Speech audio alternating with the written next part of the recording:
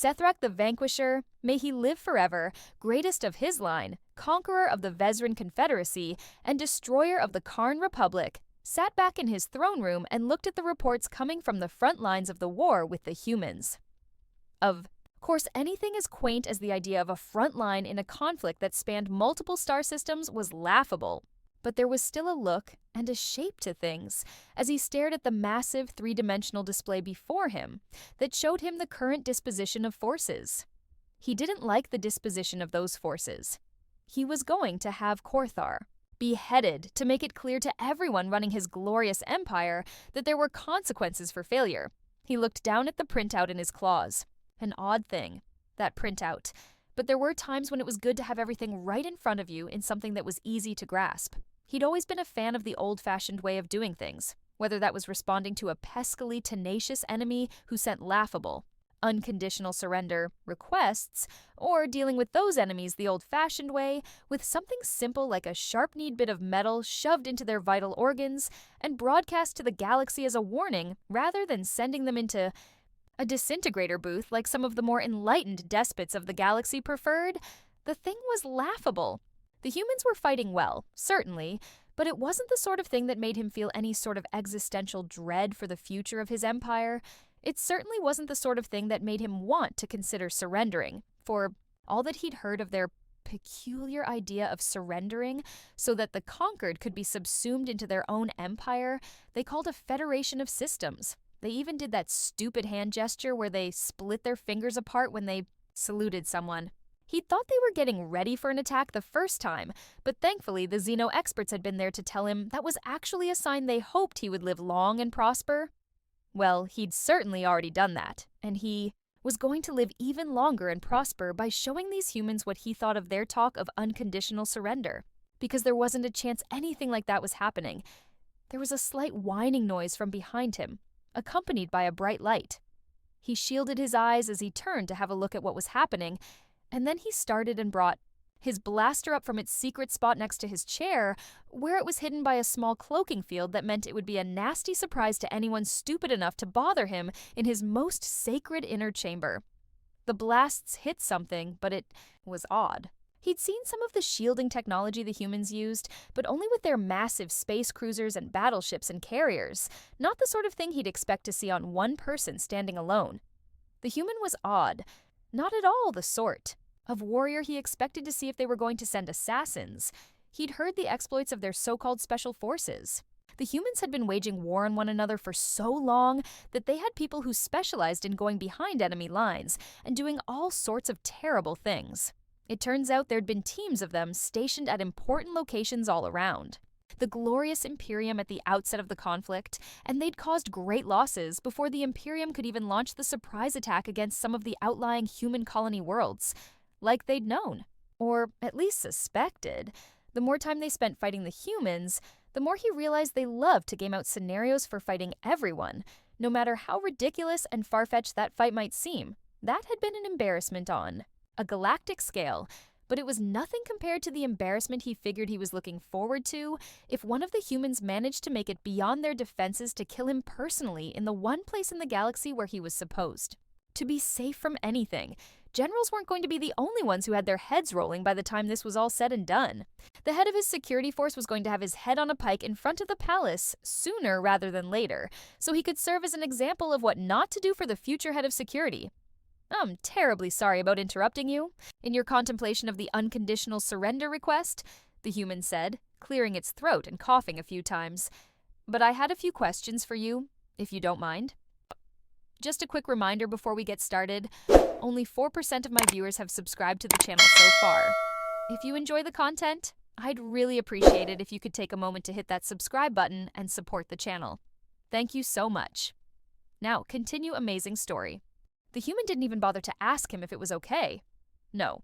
The man, Sethrak was fairly certain it was one of their males, for all that he couldn't see the appendage between his legs, moved across the room and sat down on one of the luxurious couches that was meant only for him, which meant the traps built into the thing immediately triggered. A disintegrator field surrounded the impertinent human, and there was another whine and another bright light. When it cleared, the human still sat there. Sethrak stared. his tongue wrapping around his serrated teeth in a nervous gesture as he realized the human was still there. There was also the faint glow of what looked like some sort of shielding surrounding the human. Sethrak could only stare. How were they able to use shielding technology like that? He'd never heard of them being able to miniaturize something that usually took a ship's matter-antimatter reactor to accomplish. Then again, if ever there was a time when he was going to run up against some of the damnable technology those humans like to invent and demonstrate at the worst possible moment, then it was when they were sending someone specifically to try and kill him. "Oh, I am sorry," the man said, looking down at the thing. "I knew that trap was there, but of course I forgot about it in my haste." He looked around at the couch and then at the rest of the room. Sethrak didn't think it was possible for anyone but him to know where all the traps were, but as the human looked around, he had an unsettling habit of looking exactly where some of those traps were laid. A sense of growing unease was rising in Sethrak. He didn't like this human being here. He suddenly very much wanted to be somewhere else, especially because the human didn't look at all like their special forces. No, they tended to be muscular and lean. Warriors who were almost as big as some of the smaller fighters he sent into the grinder whenever it was time to expand the Empire. This human was nothing like that. He had a balding head, for all that he'd tried to move some of his hair over that balding spot so it wouldn't be quite as obvious. The man wore an odd outfit as well. It was a strange jacket of a sickly yellow color that had crisscrossing patterns all along the thing, and there were patches at the elbow. It wore a tie over its undershirt and a pair of pants that were the same odd colors that made his eyes do a little twirl in their sockets as he stared at them. He almost wondered if it was some kind of camouflage, but even that made no sense under present circumstances. If it was meant to hide the human, then it was doing a terrible job. "Right. My name is Harold. Well, I suppose my last name doesn't matter, but you can call me Harold," the human said. "Harold," Sethrak said, rolling the name around in his mouth. The human names were always a touch difficult to pronounce. Something about the language being developed with an omnivore's mouth which was a touch difficult for a proper species that had grown out of the cradle of its own world by killing anything and everything they could hunt down to pronounce. "Yes, Harold," he said. Making that odd threat gesture the humans always did that was actually a way for them to indicate they were happy. "And I'd just like to convey what an honor it is to meet you like this, Sethrak. I've been a big fan of this conflict since I was a kid." Sethrak moved his tongue around his teeth, again at that one. His eyes didn't quite rotate in their sockets, but they were pretty close. He stared at the human and tried to do some of the math involved, for all that he usually had advisors to do that sort of thing. It was one of the drawbacks of being in his sanctum sanctorum, where anyone who interrupted him was on the way to dying very quickly. He was certain the math didn't work out, though. The humans had a lifespan that was similar to his species. They typically lived for about 120 of the rotations of their planet around their home star, which came out to about 90 rotations in Imperial Standard. Still, the war hadn't been going on for more than about 10 Imperial Standard cycles. There was no chance this human could have been a child learning about this conflict, not even if there were some odd shenanigans where the thing was trapped on a ship traveling close to the speed of light, rather than going on one of their warp ships. There were still human generation ships slowing down outside Vorth-owned systems and being promptly destroyed for their trouble, at least the ones that weren't found by the humans who could now travel faster than light. They didn't have records of all of them, after all. The Empire engaging in a bit of target practice on one of those unknown generation ships had been one of the triggers that started the war. "I'm sorry, but what do you mean you've been a fan of this conflict since you were a child?" he asked. And why would someone be a fan of a conflict? Though it was a notion he was actually quite comfortable with. Venerating the warriors who boldly fought on behalf of the Empire in past conflicts was something human and Vorth had in common, for all that they had different ways of expressing that veneration. Vorth went out into the galaxy to perform great deeds of glory for the Empire. If the reports he got from the fronts were anything to go on, then the humans were slightly more annoying in the way they handled things, like the group of children who managed to get one of their ancient war machines to come to life simply because they'd spent a lot of time reading about the damn thing and making models of it, so they were more than capable of turning around and blasting a battleship from the skies above when the invasion force arrived. The scouts who checked the human worlds assumed those weapons weren't operational. No one thought the humans would have working war machines lying out as decorations scattered across their worlds. His eye twitched at that thought.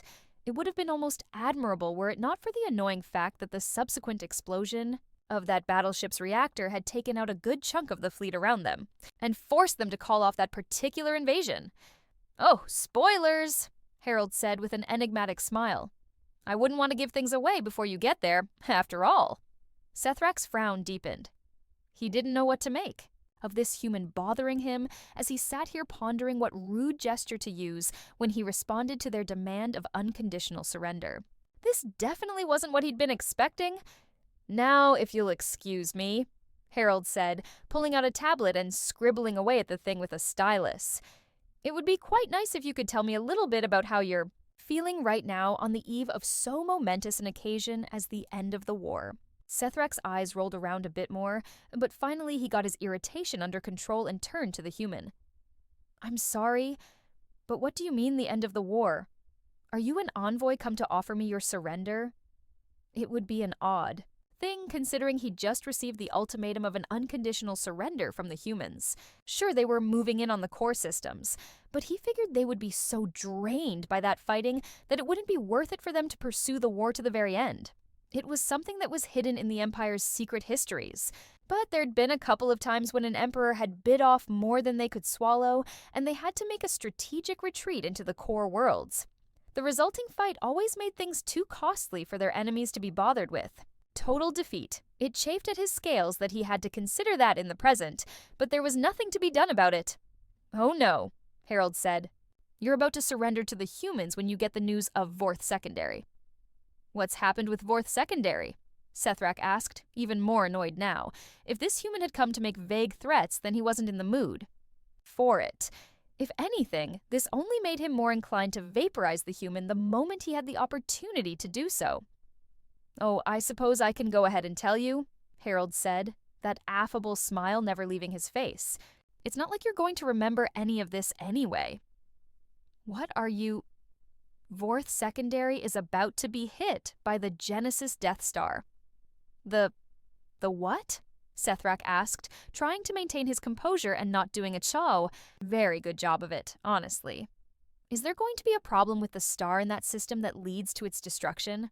"Oh no, not that," Harold said.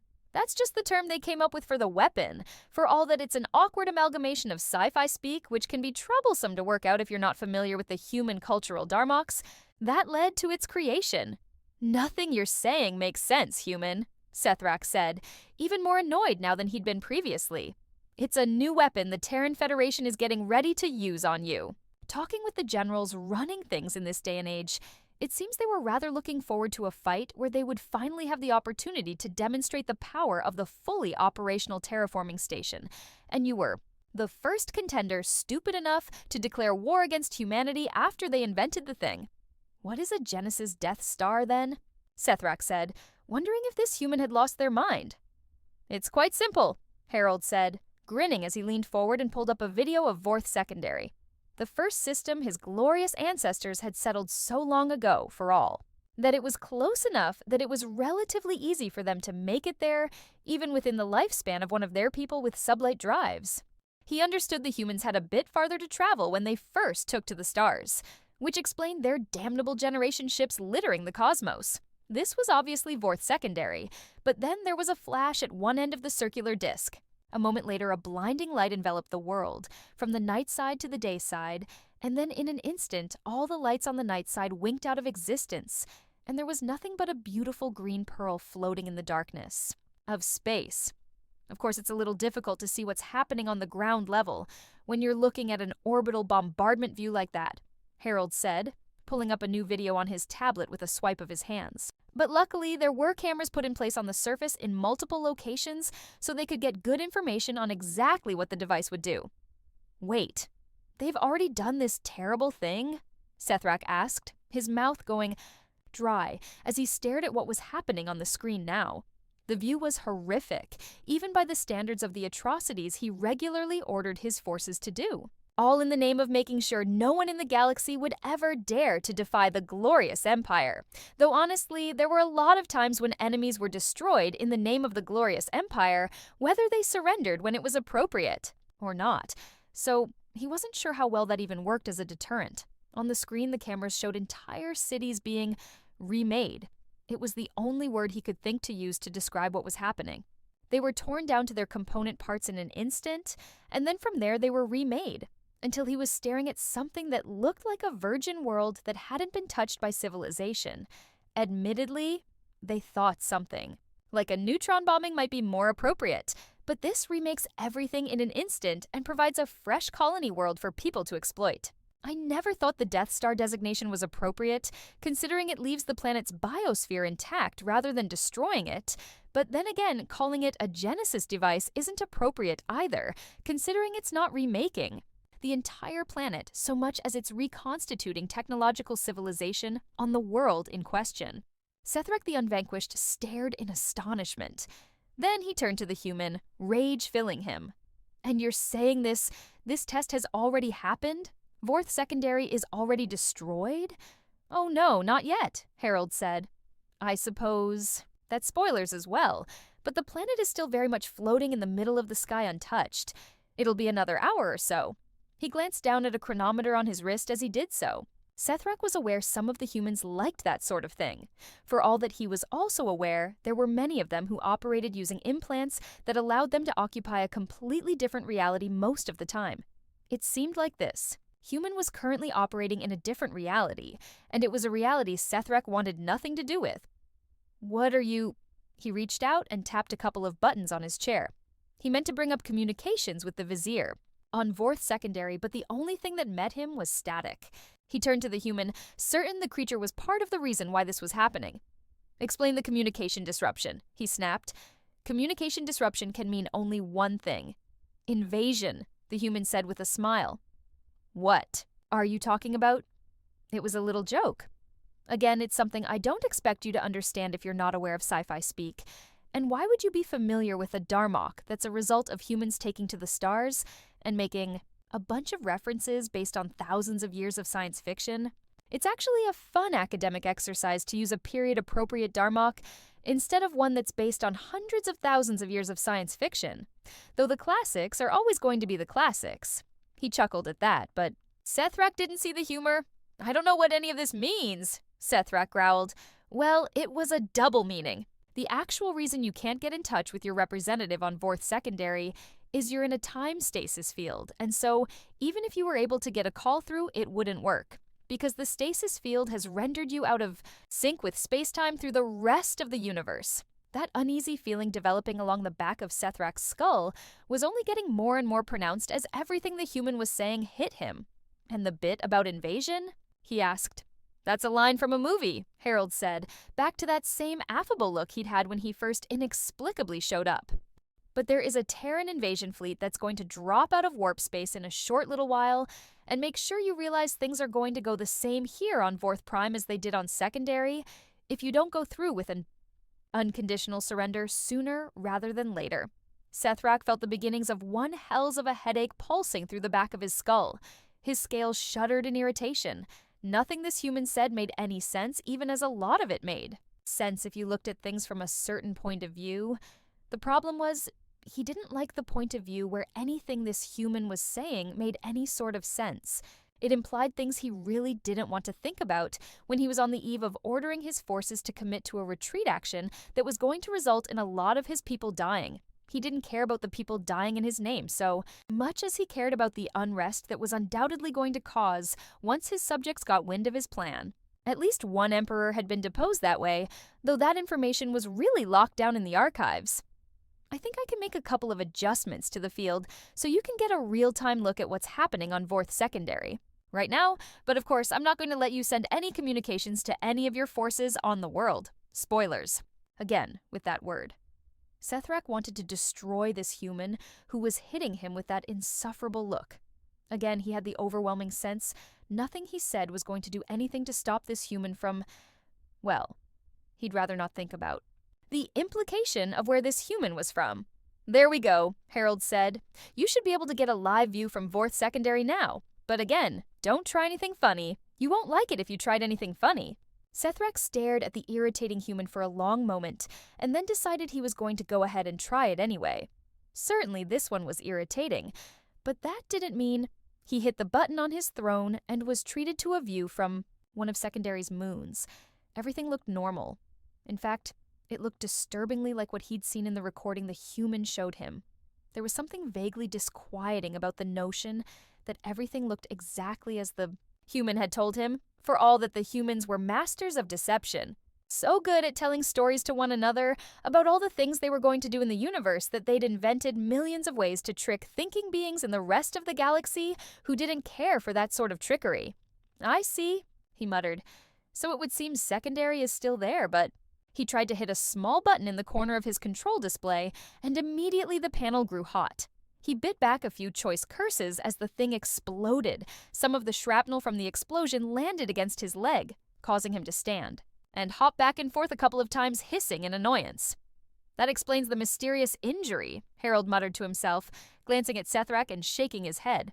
Damn closed time loops, but that's one lingering mystery from the record solved.